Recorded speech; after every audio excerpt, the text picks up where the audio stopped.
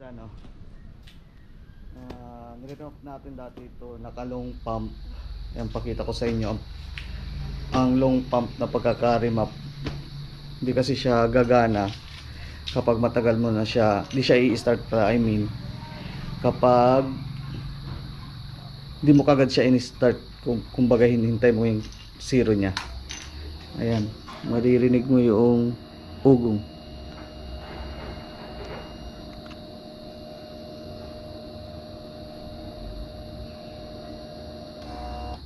Napaka haba, tapos di mo ma-start kahit anong start. Yan ang problema kapag long pump. Yan, try natin. So, yan, hubog na naman siya. Then minsan na-start siya, pero di siya na-start. Dapat pagka susi mo pa lang, start kagad. Yan.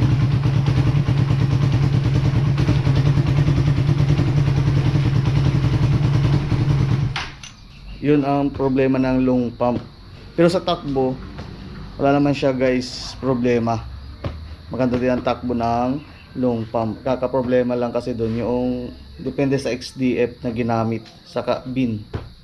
Yan, ngayon re-remap natin siya ulit guys. Ito, papasukan ko siya ng XDF na naka short pump. Yan, papasok ko sa kanyang natanggalin ko ulit yung ECU. Then paparinig ko sa inyo ulit yung pagkalong pump nya, kasi hindi talaga siya nahinto. Dapat kasi paglabas nung pagsusi mo, pagkalabas nung zero saka lang siya mahinto na din dapat yung pump. Segundo lang dapat siya eh. So, parinig, susi natin.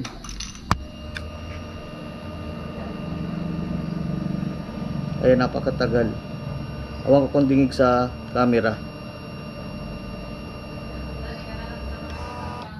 Ayan, tagal, ilang segundo din. Yun ang tatanggalin natin. Remap na natin siya panibago from long pump to short pump. Yan, parinig ko sa inyo para marinig yung pagkakaiba. Buksan lang natin yung pump niya. Pagbukas nito, pag zero niyan, patay na din yung pump. Ayan. Short pump na siya guys. Tapos para na siyang stock, kumbaga. Then kahit patay na yung pump, pag in-start natin siya, i-start na yan. Yun. Yan ang pagkakaiba nila guys sa short pump at long pump.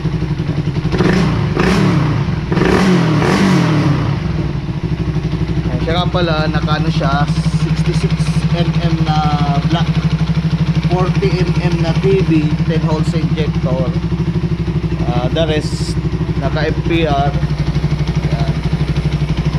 The rest stock na. Yun lang guys, test natin siya. Update ko kayo kapag na-testing na natin siya sa kalsada. Yun lang guys, PCO Moto B sign out.